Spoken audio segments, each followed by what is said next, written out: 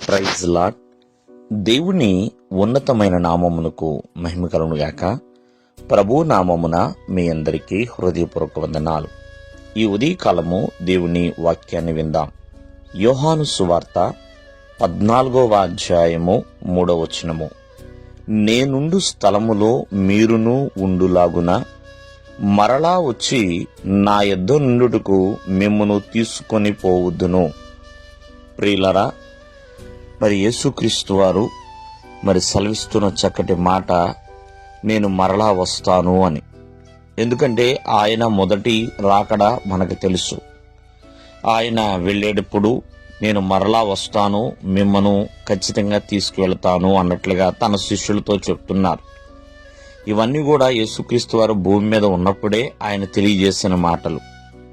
కాబట్టి ఆయన ఎలా వస్తాడు అంటే మనకు బైబిల్ గ్రంథం సెలవిచ్చింది, మహాప్రభావంతో వస్తాడని, మేఘారూఢుడై ఆయన వస్తాడని, మహిమతో ఆర్భాటముతో ప్రధాన దూత శబ్దముతో ఆయన వస్తాడని చెప్పి దేవుని యొక్క వాక్యం సెలవిస్తుంది. అలాగే ఆయన వచ్చు దినము ఆయనకి కూడా తెలియదండి. అది తన తండ్రి అయిన దేవాది దేవుని యొక్క చిత్తము. కాబట్టి ప్రతి ఒక్కరూ కూడా ఆయన మరలా వచ్చును అనే విషయాన్ని జ్ఞాపకం చేసుకుని ఒక చక్కటి నిరీక్షణ కలిగి ఉండాలి. మన నిరీక్షణ బలంగా ఉండాలంటే మనం ఏం చేయాలి? ఎల్లప్పుడూ కూడా కనిపెట్టి ప్రార్థన చేయాలి. ప్రియమైన వాళ్ళరా. అలాగే ఆయన రాక కొరకు మనం ఎదురు చూస్తున్నాం. ఒక చక్కటి సిద్ధపాటు అనేది కలిగి ఉండాలి.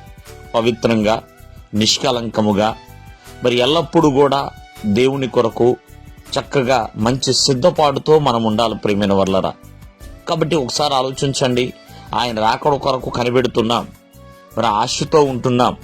అలాగే ప్రియమైన వాళ్ళరా, ఒక సిద్ధపాటు కూడా కలిగి ఉండాలి. ఒక మెలకుగా ప్రార్థన చేస్తా చక్కటి సిద్ధపాటు అనేది మన జీవితాల్లో ఉండాలి. ఎందుకంటే ఆయన ఎందుకు వస్తున్నాడు ప్రియమైన వాళ్ళరా? ఎందుకు అంటే ఆయన ఉండు స్థలములలో తన ప్రజలని తీసుకువెళ్ళడానికి ఆయన వస్తున్నాడు.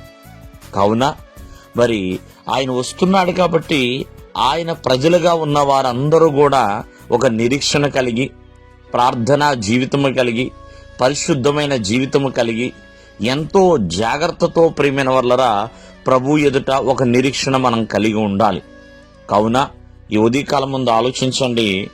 నేను ఏ స్థలములో అయితే ఉంటున్నానో ఆ స్థలములో తీసుకువెళ్ళడానికి మిమ్మల్ని మరలా వచ్చేదను అని దేవుని యొక్క వాక్యము సెలవివ్వబడుతుంది.